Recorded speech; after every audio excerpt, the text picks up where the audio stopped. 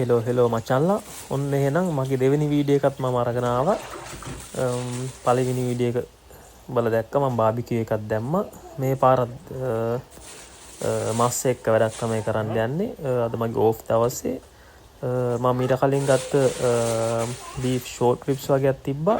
ඉතින් ඔක කාලයක් තිබ්බා ෆ්‍රීසරේ. කොහමද අද ඒක මතක් කළා මම ඒක එළියට ගත්තා. අරගෙන දැන් ඔයාලට පේන්නේ ඔය වතුර දාලා තා පොඩ්ඩක් අයිස් තියෙන අයිස් ටික යන්න තියාගත්තා වතුරට දාලා. ඉතින් අපි බලමු කොහොමද අද මේ බීෆ් ෂෝට් රිබ්ස් ස්ලෝ කුක් වැඩේ වෙන්නේ කියලා. කියන්නේ බ්‍රේස් වීමක් තමයි වෙන්නේ. මුලින්ම සුදු ලුණු ටිකක් සුද්ධ කරගන්නවා. ඉතින් මම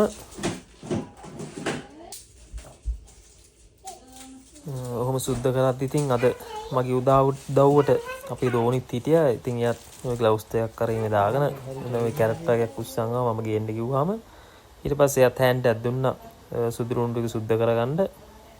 දුන්න නැත්තම් මෙතනත් පලියක් දන්නවනේ ඉතින්. ඒකින්ද එයාට දුන්නා කපලා දුන්නා සුද්ධ කරන්න කියලා. ඉතින් එයා ඒ වැඩේ කරගෙන යනවා. ඒක කරා වගේම එයා කැරට් ටිකත් බාරගත්ත සුද්ධ කරන්න. ඊට පස්සේ කැරට් ටිකත් මම සුද්ධ කරලා දුන්නා සුදු ලුණු ටිකයි ඔක්කොම. ඊට පස්සේ ඔය ප්ලේට් එකට දාලා එයාගේ වැඩ. ඊට පස්සේ මම පටන් ගත්තා ඒව ටික කපා ගන්න. ගාලික් ටික නිකන් තලලා ගන්නවා. ලුණු ටික රෆ්ලි චොප් කර ගන්නවා. ඒ කියන්නේ පොඩියට කපන්න ඕනේ නැහැ. සාමාන්‍යයෙන් සයිස් එකට ඔය පේන සයිස් එකට අපි කපා ගන්නවා. කැරට් ටිකත් එහෙමයි. පොඩියට කපන්න ඕනේ නැහැ. මොකද ඒක ගොඩක් වෙලාවක් ලිපේ තියෙන ඉඳලා සාමාන්‍යයෙන් චන්කි කෑලි වලට කපා ගත්තාම ඇති. එතකොට ඒක ස්ලෝලි කුක් වුණාම ඒක ලස්සනට තියෙනවා සොෆ්ට් එකට.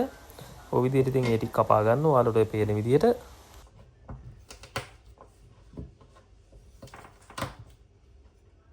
සුදු ලුණු ටික මම ඔහොම පිහියෙන් තලා ගත්තා. ඔයාලා ඕන නම් ඒව ලොකු කෑලි වලට කපා ගන්නත් පුළුවන්. මම මේකට දැන් මේ විදිහට තලාගෙන ඒක තමයි දැන් කරන්නේ.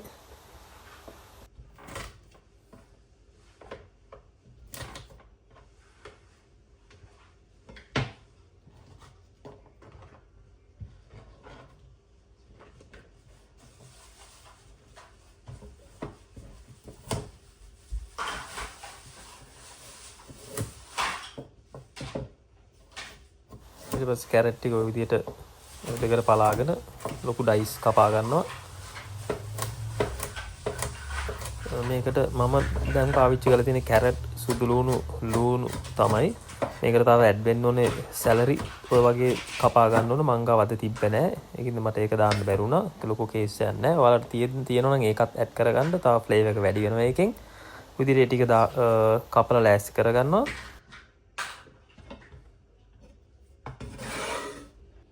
දැන් ඊට පස්සේ ඉතින් තියෙන්නේ බීෆ් ෂෝට් රිබ්ස් ටික කපා ගන්න එක.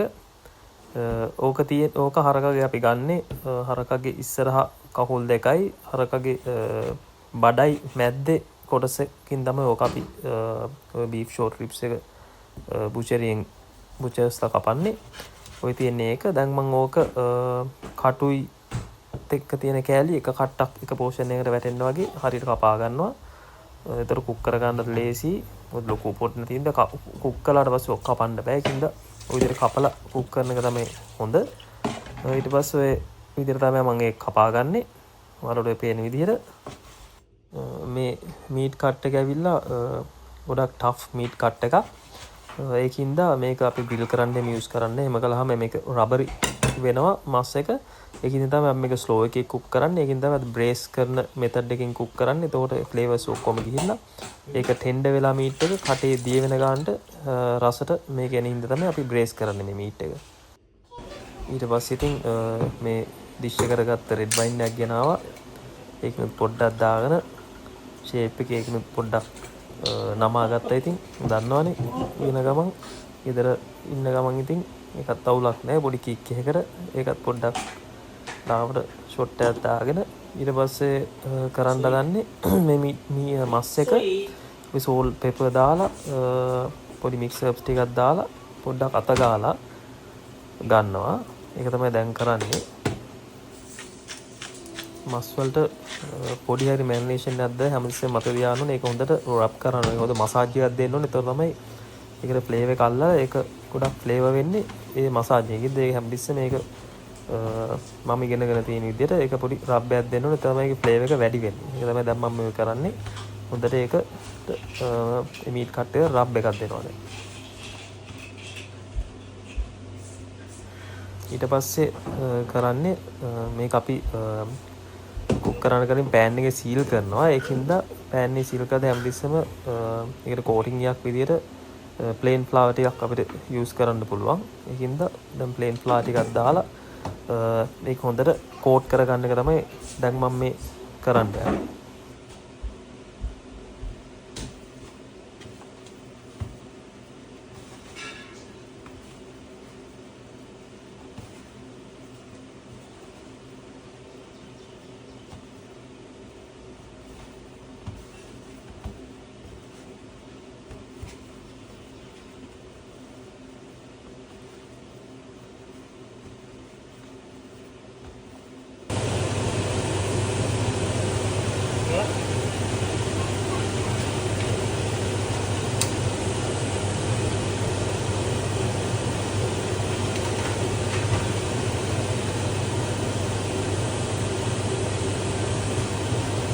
පස්සේ ඒකට පෑන් එකක් මේ රත් කරලා ගන්න ඕනේ. ඒකට ගොඩක් නිව්ට්‍රල් ඔයිල් එකක් තමයි මම යූස් කළේ. වෙජිටබල් ඔයිල් ටිකක් දාලා උඩට පෑන් එක රත් වෙන්න තියලා ඊට පස්සේ රත් වුණාට පස්සේ පෑන් එක අර අපි ප්ලේන් ෆ්ලවර් වලින් කෝට් කරගත්ත මීට් ටික පෑන් එකට දාලා හොඳට සීල් කරගන්න. ඒ කියන්නේ කුක් කරනව නෙමෙයි වටේ සීල් කරගන්න. ඒ කියන්නේ දුඩු පාටක් වෙනකම් රත් වෙච්ච පෑන් එකේ හතර පැත්තම හොඳට සීල් කර ගැනීම තමයි මෙතනදී කරන්නේ.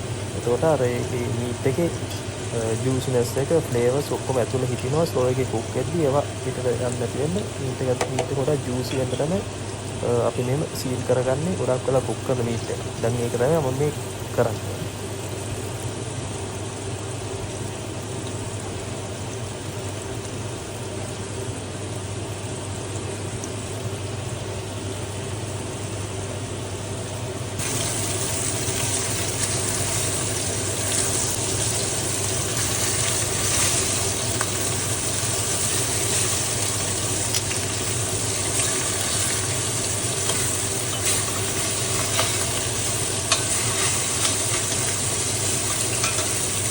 දැන් ඔයාලට පේනවා මික්ස් කරවද්දි ලස්සනට අරක බ්‍රවුන් කලයකට ඒකට සීල් වෙලා තියෙන මීට් එක. ඔය විදිහට අපි හතර පැත්තම හොඳට සීල් කරගන්න ඕනේ මීට් එක.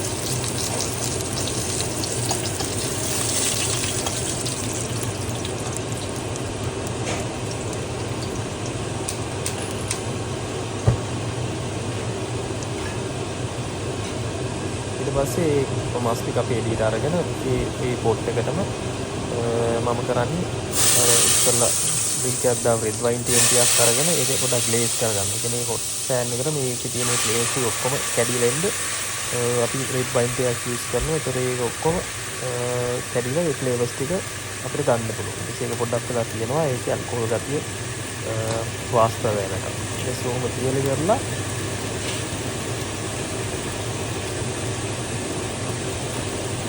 අපි ඒකට අර අපි කපාගත්ත කැරට් ලුණු ටික ඔය විදිහට දාගන්නවා. ඔක මම ඉස්සෙල්ලා වගේ සැලරි මම ගාව තිබ්බ නෑ. ඒකත් දැම්මම තව ෆ්ලේවර් එක එනවා. ඔයාලා ගාව තියෙනවනේ ඒකත් ඇඩ් කරන්න.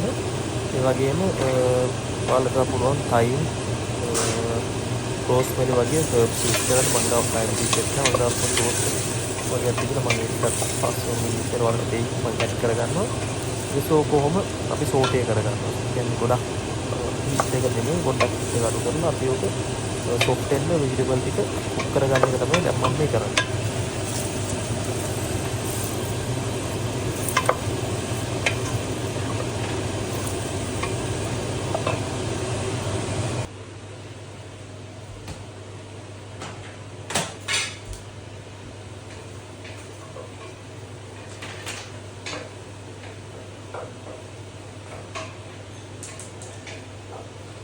ඊට පස්සේ vegetable ටික soft වෙගෙන එනකොටම මම කරන්නේ tomato paste අරගෙන ඒකෙන් මේ සැඳි මම 3-4ක් විතර යූස් කළා දාලා ඒකත් කුක් කරගන්නවා ඒ vegetable ටිකත් එක්ක හොඳට කලය කෙනකම් ඒක කුක් කරගන්නවා pan එකේ. ඒක තමයි දැන් මම මේ කරන්නේ.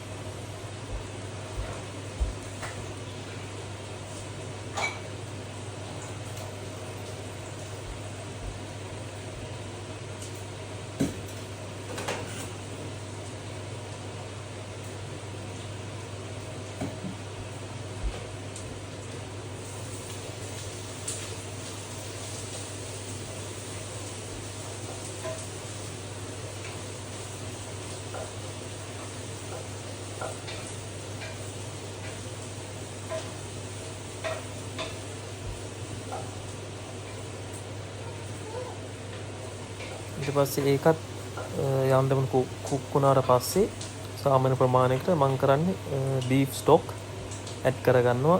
මෙහෙනම් ඒක මෙහෙ ගන්න තියෙනවා ලංකාවේ මම හිතන්නේ තියෙනවා. ඒ වගේ beef stock ටිකක් ඒකට add කරගන්නවා. ඒක තමයි මම දැන් කළේ.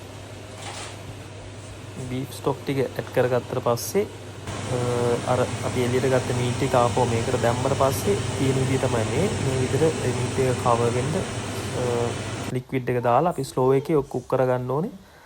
මම පොට් එකේ කුක් කරන ඉඳලා කොහොමත් මම පැය දෙකමාරක් ස්ලෝ එකේ වහලා කුක් කරගන්නවා ওই විදිහට. ඒතර තමයි ඒක ටෙන්ඩර් වෙලා මීට් එක එන්නේ.